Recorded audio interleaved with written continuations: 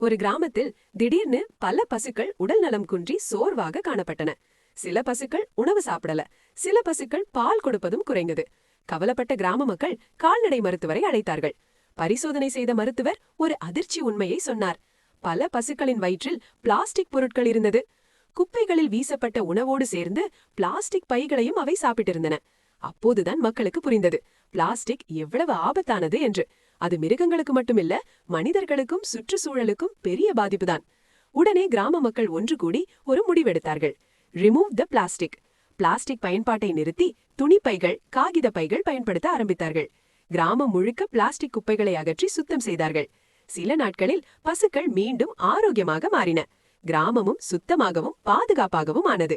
அப்போதுதான் அனைவரும் உணர்ந்தார்கள், பிளாஸ்டிக்கை தவிர்ப்பது உண்மையிலேயே சமூகத்திற்கு நல்லது. பல பசுக்களின் வேதனை ஒரு முழு சமூகத்தின் நல்ல மாற்றத்துக்கு காரணமாயிற்று.